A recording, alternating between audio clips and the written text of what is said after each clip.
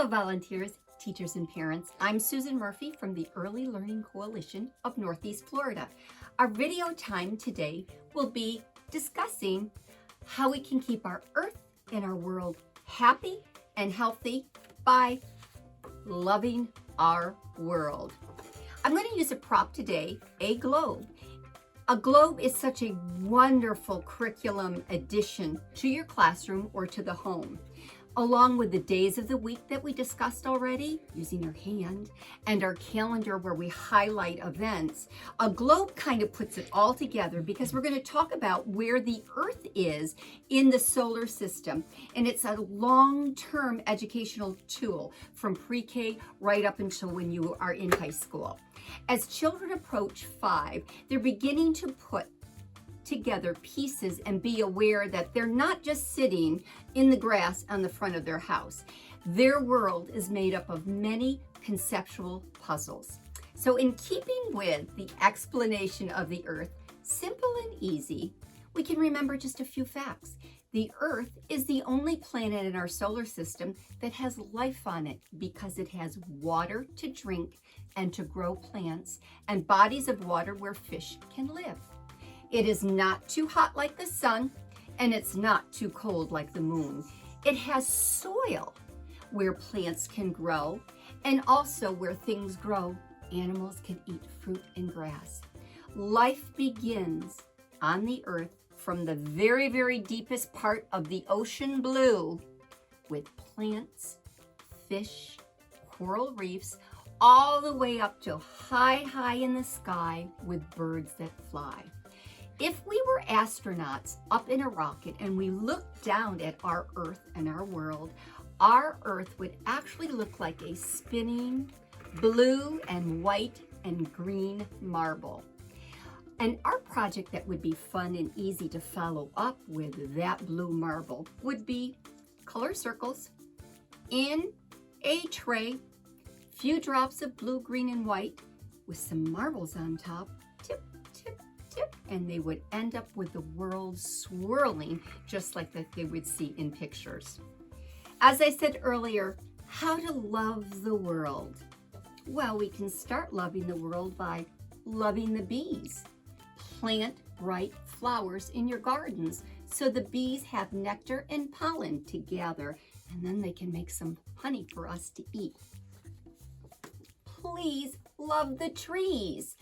Plant a tree at your home, at your school, so the animals and the birds have a place to sit, stay cool, build their house, or even just eat the fruit that's growing in there. Love our land. Don't throw litter. Don't throw your wrappers or your papers on the ground or anything you would know that would go into a trash can. Put it in your pocket and save it until you find a trash can. Love the sea and the ocean right where we live. When you visit the beach, don't bring balloons, my friend, because if you accidentally let go of the string, they will go up in the air, blow over the ocean, and then go back into the ocean. And unfortunately, sea animals see those bright, colorful things and they eat them. We would not want our fish and our turtles to get tangled up.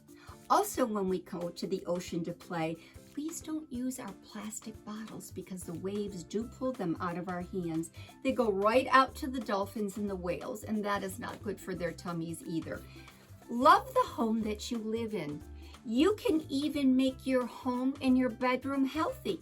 Where you live, in your bedroom, turn off your TV, your computer, or your tablet when you're all through. Don't keep using electricity when you don't need it.